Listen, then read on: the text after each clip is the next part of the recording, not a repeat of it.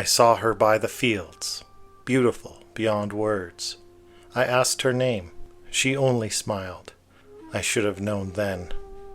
She led me to a house I had never seen, warm with lantern light, filled with voices, servants, family. They welcomed me as if I belonged there, and soon I did. I took her as my wife. I held our child in my arms. Seasons passed. The fox gives you a room, a fire, a face you long to see. Then, one day, the walls began to shake. My house turned to smoke. The servants scattered. The lanterns went out. My wife's face changed. My child vanished. And I awoke in the mud. Not years gone by, days. They found me filthy, starving, crawling in the dirt. They told me I'd been tricked by foxes. And yet, when dusk gathers in the fields, I still hear her voice. And sometimes I wonder what was worse, that the fox stole my life from me, or that part of me still wants to go back. The fox does not need chains, no iron, no ring. She gives you a broken heart and teaches it to say, Oide sabishi hito, samusa o nukete shite, anata no mune no negai, watashi wa mou shiteiru.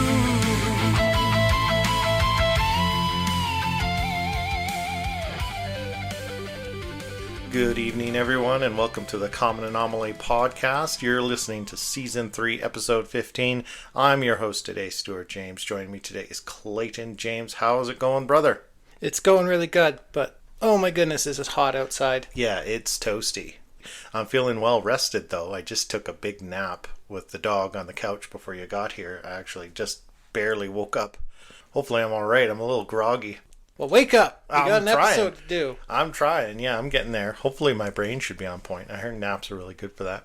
But I'm excited for today's episode. Been a lot of fun researching this one. We're on our way to the land of the rising sun. We're going to Japan for this episode. This is very exciting. Yeah, thought it'd be fun to cover a topic from Japan, since we were just talking last week how we had this huge spike in listeners from Japan. Thank you to all of you over there. So today we're going to be talking about the Kitsune. Yeah. Hopefully I've said that right. Yeah. Sounds right. Yeah, we just better put a disclaimer on this entire episode. We may get pronunciations wrong. We're going to do our best.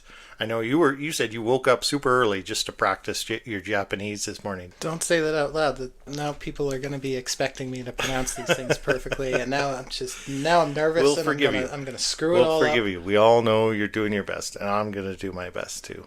Just apologies in advance for our poor Japanese. Kitsune, so if you're unfamiliar, one of the yokai. The yokai is the pantheon of spirit folk, I guess analogous to fae folk in European folklore. But Kitsune simply means fox in Japanese. And this is something I found really confusing. It's not a fox spirit. It's not a supernatural version of a fox. In this Shinto tradition, all foxes are Kitsune. Yes. Right? Just the normal ones are younger. They haven't spiritually leveled up and evolved to the point where they're gaining those supernatural powers. But we've got a really fun tale to tell, straight out Japanese folklore, probably the most infamous Kitsune. It's a really fun story. Do you want to lead us off with that? Well, I mean, just a bit more about the Kitsune. They fulfill a number of roles in Japanese folklore. Yes. You think yokai, you think demons, malevolent spirits, or tricksters. Mm-hmm. Not all Kitsune are like that. Some Kitsune are quite good, quite helpful. Some are guardians or messengers of Inari, who is what you call a kami. Closest translation would be a god, but that's not quite right. It's not quite accurate. Kind of like, it's similar to like the Native American belief in the Manitou. It's like a spiritual force out in the world. An aspect of the natural world. There's like supposedly millions of kami in Shinto. Inari, Amaterasu, who's the sun kami, Raijin and Fujin, the kami of thunder and wind. You might recognize that from Mortal Kombat. Okay, yeah. But yeah, Kitsune are the guardians and messengers of Inari, who's the kami of basically agriculture and rice and abundance and prosperity. Prosperity, yeah. There's like thousands of shrines to Inari in Japan. Yeah, that's right. And you always see fox statues outside of them acting as guardians. Which makes sense because deity of rice and foxes protect the rice paddies from mice. Right? They control the mouse population, so they protect the rice paddies. Therefore, yeah, but it's a dual role because foxes, they can hunt the rodents and other pests in the rice paddies, but they can also be pests themselves. Yeah. That's why you have the good kitsune, and then you have more of the yokai kitsune, the tricksters. The tricksters, yeah. Kitsune can be tricksters. They can sometimes fulfill the role of the lover. There are all these fox wife tales in which a fox will take the form of a human, usually like a beautiful young woman, and will seduce some man and actually start a family with him. And a lot of these stories are like genuine romance stories, and they're tragedies. It's not always about seduction and deceit. Yeah, some of these kitsune are just kind of lonely spirits who take on human form for companionship and genuinely love the human families they build while they're in human form. Yeah, but it's always a bit of a tragic tale because if they're ever discovered, then they have to leave. Yeah. There's also kitsune, the possessing spirit, the kitsune suki. I mean, in my mind, I was thinking it's kind of similar to the Wendigo in Cree beliefs. Okay. It will take on human form, not by disguising itself as a human, but literally possessing a human. Right. And causing them to act in animalistic ways. Yeah. And kitsune, as it evolves, because they're immortal creatures, as it evolves, as it attains higher and higher levels of spiritual power, it will grow additional tails. Yes. It will grow a new tail every 100 years. Or so. Roughly. Yeah, roughly 100 years. Yeah. To a maximum of 9 tails. Yeah. Now, the 9-tailed kitsune, this book I have here called 30 Nights with the Kitsune, very good book, frequently refers to the 9-tailed kitsune as the destroyer. The kitsune that's become so powerful it has a godlike level of power. Yeah, it's got this kind of omniscience where it can see and understand anything going on within like 1,000 miles of it or something like that. And these extremely powerful 9-tailed foxes, they can be good or they can be very malevolent.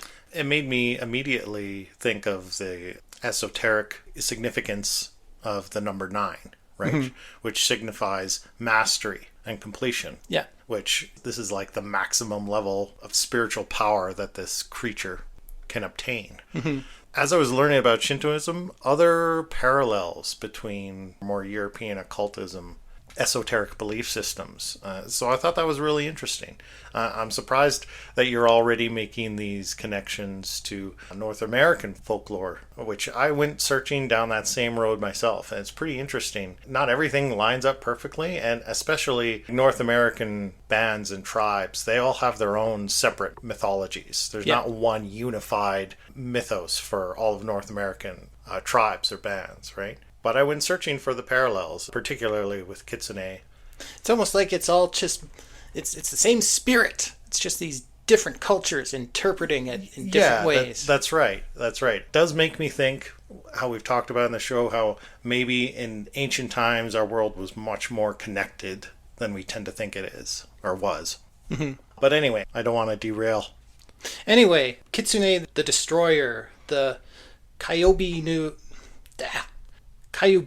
Kitsune, the 9-tailed one, the god-like Kitsune. Okay. It's one of these I really want to talk about and to kind of get us started. We're going to 12th century Japan. Emperor Toba, well, now the former emperor, he's already, abdicated in favor of his son. He's getting on in years. Okay. But, the former emperor always has his own court.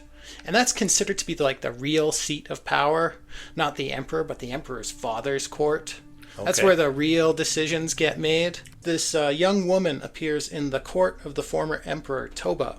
Her name is Tamamo Nome. She's described as being flawlessly beautiful, had limitless knowledge, spoke many languages with ease, and had knowledge of poetry and astronomy and mathematics, and everyone was just incredibly impressed with her. Not impressed to the degree where they were jealous of her abilities, but just kind of in shock. Charmed. This cannot be possible. Right. Yeah. She has an answer for everything. She always knows the answer. Quickly becomes the favorite of this former Emperor Toba. He begins consulting her on everything, and she becomes his consort. Wherever he goes, she's always there. Mm-hmm.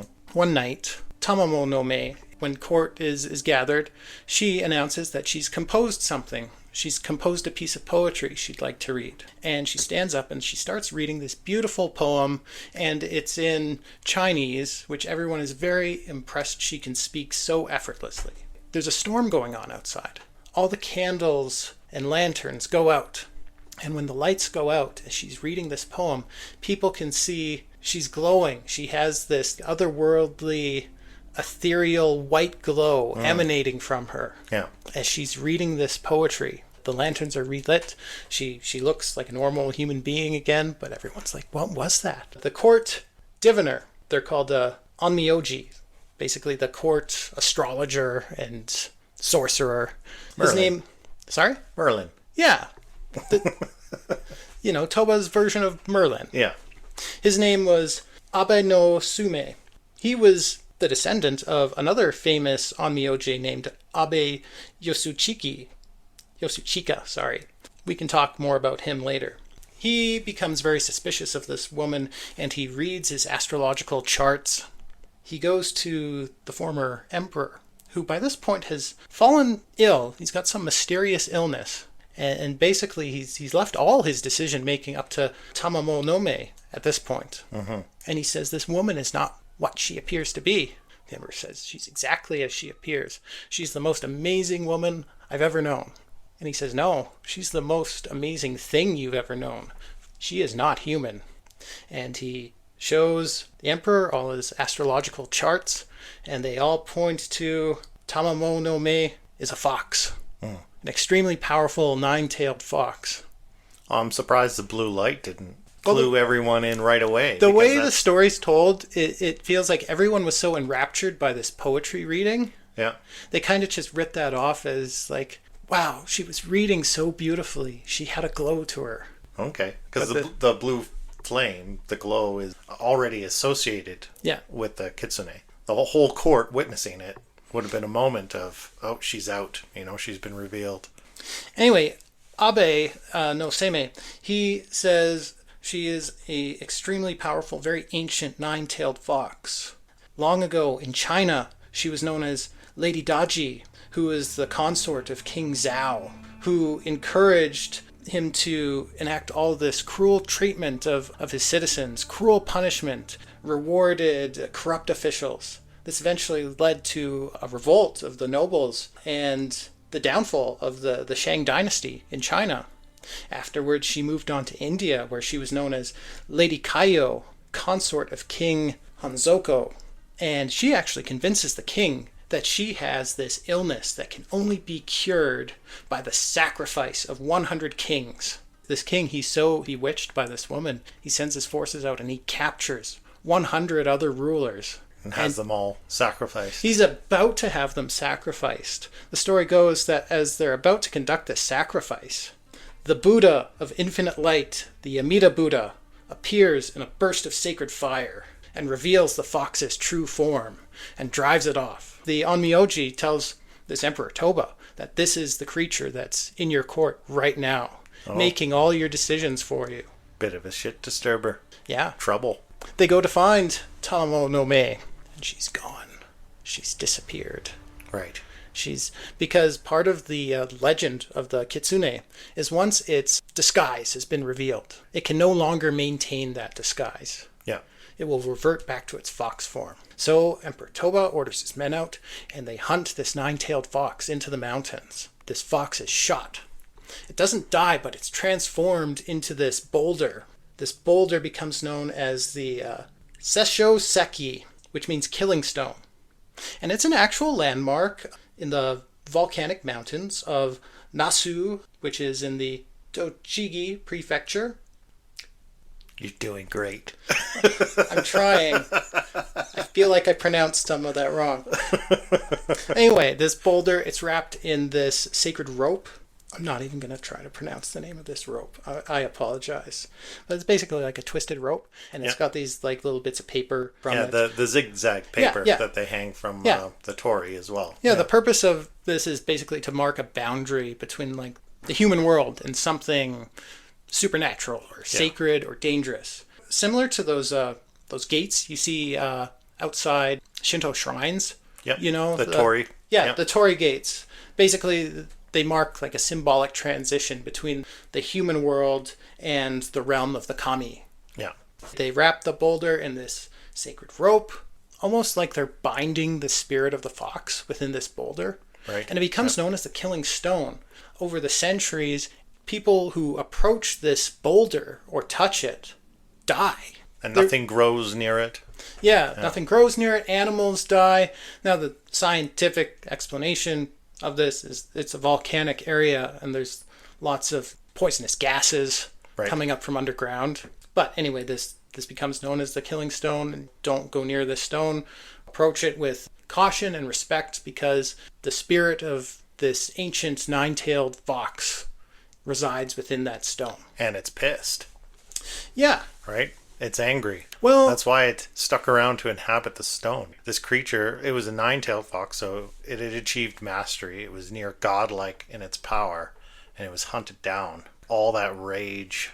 There were actually attempts to exorcise this boulder, to perform exorcisms on it. Yeah. There's this Buddhist monk named Geno, I'm sure I'm pronouncing that wrong, basically approached the boulder and tried to exorcise it. He tried to... It's funny, when I read the story, I kept pronouncing it in my head Gino, picturing this like Italian mafioso guy. Gino. But, I mean, he wanted the fox to appear to him and confess its crimes, renounce its ways, and then be free to become a force for good out in the world. Yeah. That's the way, it's always hoped this story of the destroyer ends. Turns away from that path and actually becomes a force for good. That's still the hope, because actually in 2022, the spirit of Tamamo no Mae was released. Ah, that's right. That's right. They don't know how, but at some point, early 2022, this rock split clean in half, straight down the middle. Yeah, on March 5th, a group of tourists was touring the area and had gone to view this boulder. You can view it from afar. There's like a platform, from a safe distance. And they reported that the boulder had split open right down the center, split into two pieces. Yeah. The sacred rope that was tied around it was just laying between these two pieces. And this was big news. This made international headlines all over the world. Yeah, and people started telling that the spirit of Tamamo no Mae, this ancient nine-tailed fox, had been released. It had been set loose to wreak chaos over the whole world. Or maybe Gino was successful and it just moved on, went towards the light. People weren't so keen on, trusting that.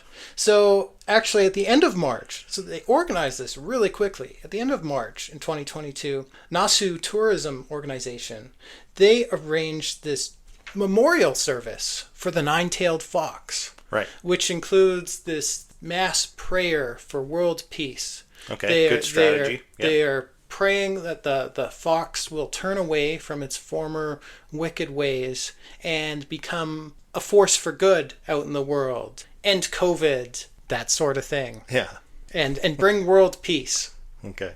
After the ceremony, a thick fog descends on the whole area. Oh. And this is taken as an omen, but nobody knows what kind of omen. Yeah. Did we appease the spirit, or did we piss off the spirit even more? Well, I know we don't have world peace. Actually, a whole bunch of stuff started happening right after. I mean, it's not clear when the rock actually split open, but it was discovered March 5th. Yeah. It was discovered like a week after Russia invaded Ukraine. Yeah. It was the same year that GPT-3 was released and AI started becoming a mainstream thing. Yeah. All sorts of stuff was set into motion in 2022. And people have been taking this as the work of Tamamo no Mae, sowing chaos throughout the world. Actually, in the Japanese media, people actually started referring to Vladimir Putin as Kitsune Suki, possessed by the spirit of the fox. Yeah. So what do you think of that? Do you think that the spirit of Tamamonome is behind all the crazy times we're having right now? Oh, that's a tough one. She does have a history of overthrowing empires. Being the downfall of empires. Yeah. Of corrupting leaders. Well, I mean, it's not a good sign. Give it that much. I guess we can rule out her being appeased, because otherwise we would have world peace if there was any force of good happening there, right? You could argue that world events were already, heading down that road. Mm-hmm. But that's not to say that there isn't some overarching spiritual force at work, and that's just one element playing into the whole tapestry of what's going on in our world right now. Yeah. I don't know, but it's very curious. Yeah. So anyway, I promised I would get back to this this older onmyoji, because we talked about Abe no Seimei. He was the one who discovered Tomomonome. Yeah. But he was a descendant of another onmyoji who was quite a bit more famous. His name was Abe Yasuchika. Now, he is known for being born of the fox. Basically, this goes back to another story from hundreds of years earlier. A man named Shinoda was living alone. He finds himself lost in the woods one night. He's near his home. He walks this way home all the time, but he's gotten himself lost. All of a sudden, this beautiful young woman appears, offers him guidance. She just seems to have this magical knowledge of the forest, and she guides him back home, and then disappears. Mm-hmm. But he's really struck by how beautiful this woman was. 3 nights later, he finds this woman outside his home, just sitting there. She very calmly says that she has no family and she has nowhere to go, and asks if perhaps she could stay with him. And he, of course, immediately agrees to this. What a sucker. He's completely bewitched by this woman. And sounds like a pretty clear-cut scam to me. But he eventually marries this woman. He has a son with this woman. Okay. Happily ever after. And this woman, she genuinely loves this family she's built. But she also seems sad. The story goes that there's this line in the story that she held her child like you hold something you're inevitably going to lose. Of course, if you haven't figured it out already, this woman was a kitsune. One of those ones that's just a lonely spirit and takes human form for companionship. Yeah, not malicious in any way. Yeah. She is, of course, eventually discovered. One day, Shinoda, he's inside the house, and he hears his son out in the garden. "Mom, your tail!" And he walks out, finds his wife asleep in the garden. Their son is pointing. Coming out from beneath her kimono is an obvious fox tail. She wakes up. Jig is up. Yeah, she wakes up, sees her husband standing there, sees the look on her face, excuses herself, says, "I have to leave you now." She leaves the house. She's never seen again. Shinoda, he did still desperately love this woman. He went out every night looking for her. Yeah. But all he could ever see was, sometimes he could swear he saw a fox off on the horizon, just keeping watch, but never approaching. Always keeping its distance. So you mentioned that obviously they had a son. Yes. And a lot of these tales, children are born. So what does this mean for the children of these that are born from these children are called foxborn. This child, Abe Yasuchika, the ancestor of Abe no Seimei, the one who discovered Tono. I'm getting so mixed up. It's okay. The one who discovered... We're all having fun listening to you try. So the one who discovered the nine-tailed fox. Yeah. Okay? Because it's believed that these foxborn have a kind of sight. They're kind of half fox, half human. Yeah. They may not have all the fox's power, but they have a sight. Yeah. And they frequently become these onmyojis. The diviners, the sorcerers, the astrologers. Right. Yeah. And oftentimes it's believed it takes a foxborn to reveal the fox's disguise. Oh. Why do I tell this story? Takes one to know one. Yeah, kind of it takes one to know one. So I had like this really fun theory I want to get into. All right. All right. If you're ready for it. Yeah. Go for it. I want to tell you about a modern day man who has the sight. Because you know the story of Tomamo no Me. There, I pronounced it right. Yeah, every syllable. Tamamo no Me. Anyway, I'd never actually heard this story until 2 weeks ago. But I was reading it, and it just reminded me so much because I'm a huge fan of Junji Ito. Yes. It just reminded me so much of the character of Tomie. So Tomie is this reoccurring character in Junji Ito's work. It's written lots of short stories about her. She frequently pops up, and she's like this immortal femme fatale character. Okay. Who usually appears and she seduces some man and drives him towards obsession and jealousy and eventually murder. And usually Tomie is one of the people that gets murdered at the end of this story. But no matter how many times Tomie is killed, she keeps coming back, more powerful than the last time.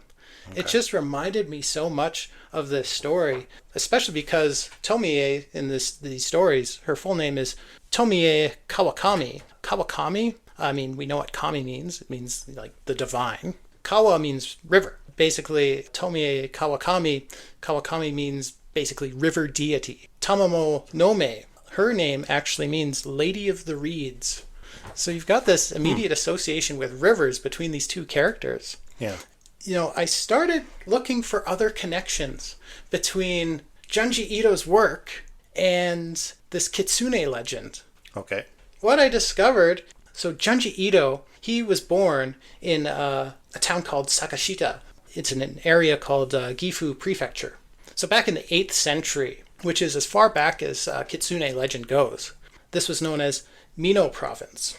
Now there's another story from Mino Province, very actually similar to the story we just told. You know, a man marries a beautiful woman, they have a child together, but eventually a dog attacks this woman, reveals her to be a fox. That's right. And she runs away, enemies. never to be seen again. The child, foxborn. Yeah. The descendants of this child became known as the Kitsune no Atei clan, or foxborn clan. And this area of Mino Province became kind of legendary for being, you know, the home of the foxborn. Okay. And that's where Junji Ito is from. So I'm like, oh my goodness gracious me. Oh, so he himself could have the fox blood, so to speak. Is Junji Ito, through his genealogy, connected to this foxborn clan? There's no actual evidence of this. You know, there's no genealogical evidence of this. No, this is your wild theory. This clan is no genealogy of this clan. This clan is just legend. Yeah. But I found it interesting. He was born in that same area, you know, the home of the legendary foxborn clan. And I thought it was just a funny detail to note that Junji Ito, like, he writes these horror stories, like these insane, he's like the H.P. Lovecraft of Japan. Okay. He writes these crazy horror stories, but he's known as just this very kind, very soft-spoken guy who is always surrounded by cats. He's got lots of cats in his house. Oh. And I'm like, is that counter-surveillance? Counter-surveillance? He's surrounding himself with the eternal enemy of dogs. And a dog is another thing that can always reveal the kitsune's disguise. But anyway, so I convinced myself that Junji Ito is a foxborn, and he's got the sight. What's he seeing? Are all of his stories prophecy? You should call him out. You should write him an email. Foxborn! No. Then if he disappeared, all of a sudden he dropped off the map because you would have ruined it for him, right? Because then he'd have to disappear. He'd have to turn back into a fox. Well, he's not a fox. He's a foxborn, in theory. Oh, okay. Bit of a stretch, but I think it's a fun theory. Yeah. But then I started looking at his work. What if his work is actual prophecy? What if he's got the sight? You know, he wrote this story back in the late 90s or the early 2000s. He wrote this story called The Enigma of Amigira Fault. So this was 20 years before the Killing Stone split open. He writes this story about an entire mountain splitting open after an earthquake. The entire mountain splits in half, revealing this giant fault. And all these people travel to this fault because built into the cliffside that's been revealed by the mountain splitting open are all these holes shaped like people. What people find as they go to view this is that each hole is actually shaped like a specific person, one individual person. And people are kind of drawn to these holes and want to go into them and kind of get sucked into the mountain. Sounds like a bad idea. Yeah, and then on the other side of the mountain are the kind of exits to these holes where people emerge transformed into these crazy Lovecraftian creatures. It's a very horrifying tale. But I just found it interesting that that element of the mountain splitting open was there in that story. And then we have Tomie, who is so obviously inspired by... I'm not even going to try to pronounce it again. And then what else we got? We got Uzumaki. Yeah. The story about the spiral. Whole idea that a symbol or a pattern or an idea can become infectious. Yeah. Which we see all over the world nowadays. But where does this prophecy end? Because he's seeing all these themes that would present themselves, here in the future, in the 2020s. How does this whole prophecy end? Which brings me to the story Hellstar Ramina. In this story, an astronomer discovers this new planet emerge from a wormhole. He names it after his daughter, Ramina. Okay. This makes the daughter very famous. But then this planet turns towards Earth, starts making its way towards Earth. Oh, shit. It grows this enormous eye and a mouth and starts devouring everything in its path. Oh, wow. Starts devouring the other planets. It devours the moon. It's coming for Earth. Everyone blames the daughter. Yeah. Actually, the daughter finds herself on the run from this crazy doomsday cult that blames her for everything going on. Oh, she's just the namesake. Yeah. Poor girl. The story doesn't end well for Earth. Actually, hope this isn't prophecy, because the planet, Ramina, arrives, devours the Earth, destroying all of humanity. And the girl, Ramina, is actually one of the only survivors because she's hid in an underground shelter. And this underground shelter is like the only thing left, just floating in space once the Earth has been destroyed. So, again, I'm hoping I'm wrong. And that Junji Ito is not Foxborn and does not have the sight and cannot see what Tamamo Nome has planned for the Earth. Yeah. Because it ends with the Earth being destroyed. But By a giant eyeball planet. I thought it fascinating that Junji Ito writes about all these things. And we can see thematically the parallels between those stories from like 10, 20 years ago and things going on in the world right now. That is interesting. And I mean, we've talked before about authors and how sometimes it's almost like they have these windows into the future and are able to almost channel information through whatever alchemy. Almost like they're tapping into... Yeah, are they creating things or are they just discovering them? Yeah. Or just having it channeled through them by something. Well, and maybe there's something to the creative force itself, and we know that events in history can cause ripples backwards in time as well as forward in time, and maybe someone like an author or any kind of artist is just able to tap into that field where they feel that ripple and it impacts the work they do, and that's how we end up with things like this. But it's a great theory. Good stuff. Really out there. It's a bit of a stretch, but I thought it was a lot of fun. That was fun. Yeah, something for all the Junji Ito fans out there.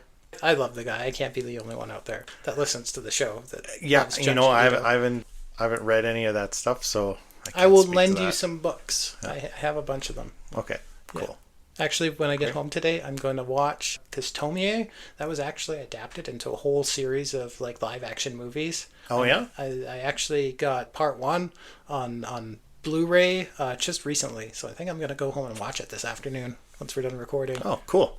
A lot of fun just kind of steeping myself in Japan. I read a whole book on Shintoism. I ordered Japanese last night.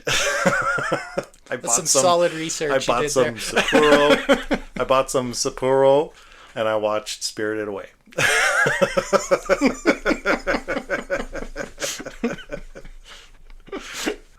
That's how I do my research. Well, it's a fun culture to steep yourself in. I was so excited to do this episode. Back in like high school, I actually made like a half-hearted attempt to learn to speak Japanese. Oh yeah? Because in high school, I was obsessed with this band. called X Japan. Yeah. Love that. Actually, I'm still kind of obsessed with that band. Like, Yeah. they're great. Check them out. And they're kind of cool because their songs are kind of like half in English, half in Japanese. Okay. Because Yeah. they wanted kind of an international audience. So, I mean, you can definitely appreciate them even if you don't speak Japanese. Right. Yeah, I was really obsessed with this band. I tried to learn some Japanese. Turns out it's a really difficult language to hard. learn. Yeah. You know, they say English is the hardest language to learn as a second language. Yeah. But I feel like Japanese must be up there. It's got to be, yeah. Yeah. Yeah. Yeah, it's tricky for sure. I mean, I ended up looking just at foxes in terms of their biology, which is really interesting. If I can take just 2 minutes at the end to go over this stuff, because I know they're canids, right? Related to dogs, but actually much more distant related to wolves and dogs than you might think. They do have common ancestry, but like 10 million years ago, the species diverged. You talk about their sight a lot. Their eyes are much more like a feline's, a cat's, where it's got a slit down the middle. This allows them to adjust really quickly between daylight and nighttime vision. That's where this connection from the blue flame comes a lot, because a lot of the stories, as I was reading through this other book, your 30 Nights book there, is there's this one story about a tradition on New Year's Eve. The foxfire. Yeah, the foxfire, which is associated with the Kitsune, where if you see this procession of lights coming down the mountain on New Year's Eve, and the more lights there were, the better your harvest would be that year. Fewer lights, harder times. So those lights are actually supposed to be like the Kitsune's soul. And they carry those lights in like a little ball they carry in their mouths. Yeah. And it said that... Or on the tip of their tail. Yeah. And it said that if you steal that, then you can gain control of the Kitsune. But it's a very dangerous thing to do, because if the Kitsune gets the upper hand on you and gets it back, it can think of some like pretty creative ways to get revenge on Totally, you. yeah. Because they're masters of illusion. Yeah. They can basically bend reality temporarily at their will and make you see things that aren't there. Yeah. It made me really think, and just reading that story and how the light is described, again, I was trying to draw parallels. It sounds a lot like the folklore of the jinn, where it's the smokeless blue flame is associated with the jinn, which is a Middle Eastern spirit folk. Maybe you think about the genie. Yeah. And it's the same sort of light. And I mean, we have modern phenomenon of like the Brown Mountain lights. So there is these close parallels of these mystical spiritual lights connected to the phenomenon. A skeptic might say that's just deriven straight from the eye shine, because they do have that feline vision where if you see them at night in the woods, you can see super bright eye shine, right? And did you know they can control their body temperature? They can actually lower their body temperature to match their surroundings so that they can be invisible to prey they're hunting that can see in the thermal, because rats and mice can see in the thermal range. Yeah. They can kind of cloak themselves. It's almost like they have some kind of spiritual mastery. Yeah. Yeah. Yeah. Very cool creatures. And there was this whole Russian experiment. I was foolish and did not put the scientist's name in my notes. He did these experiments in the 60s to try and domesticate foxes. And it's been going on, his work's been continued on for the past 60 years.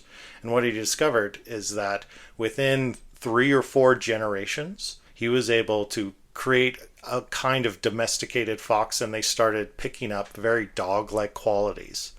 Where they started having patches of white and black fur. They started socializing with humans in a completely different way. They even start barking. Domesticated foxes. Yeah, and I guess this you can buy them. They're very expensive. Yeah, they're very expensive. But that is a pet you can buy if you're so inclined. Yeah. But I guess it was a huge upset, because our understanding is that it took hundreds of thousands of years to turn wolves into dogs. But here we are triggering the same kind of dramatic evolutionary changes within foxes just by selective breeding within a handful of generations.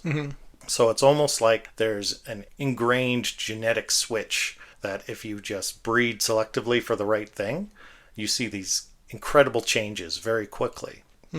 But yeah, I won't go too deep into that because we're running up on time. I just thought that was a fun thing to tack on the end. You know, I used to watch this YouTube channel. I was a huge fan of it. The channel is still around. It's called Save a Fox. This woman who ran like a fox rescue, and she had a few of those like domesticated foxes on her property. Yep. They're really fun, really cute videos of like her interacting with the foxes at this rescue. Sadly, the woman who ran it passed away, I think just last year. She was apparently being like just viciously bullied online, actually committed suicide. So it's a terrible story. yeah, that really made me sad, but it just reminded me of that. So yeah, quick shout out to Save a Fox. Go check out their channel and show them some support. Any other last thoughts before we wrap up? I probably didn't say the exact line, but I just found it fascinating that this writer, Junji Ito,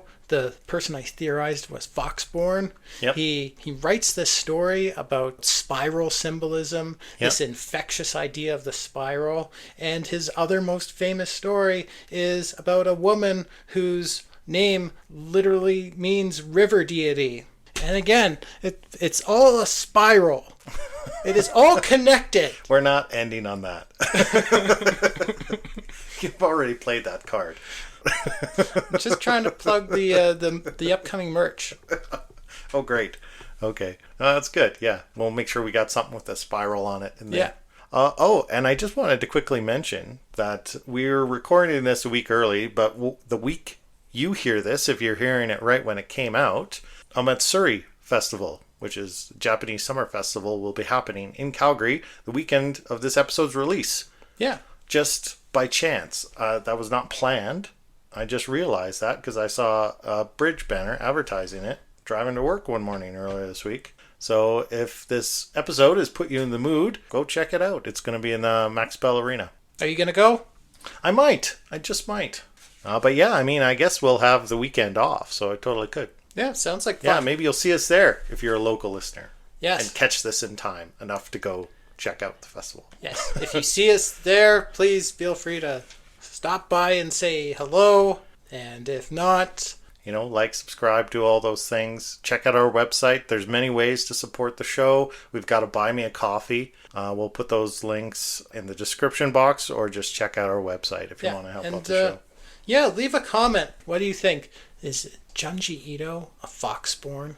And are all his works prophecies about what Tamamo Nome has in store for the planet now that she's been released? Let us know in the comments. Yeah, let us know in the comments. All right. No, that was a lot of fun. Have you ever been to Japan? I'd love to go. I haven't traveled much in my life. Have I been to Japan? I never leave my house. I stay home where it's safe. I know. We got to do more. We got to do more excursions. We've been talking. We want to get out in the field more again. If we had all the money in the world, people donated crazy amounts of money to us, I would totally make this a travel show where I'd actually go to all these locations. Because now I really want to go to the Grand Canyon. Now I really want to go to Japan. We've got so many things on our list. Yeah. Yeah, got to get back out in the field. Okay, but we'll leave it there this week. A lot of fun conversation. But it's starting to bake in the studio here because we had to shut up all the windows and it's really hot today. So let's call it a day.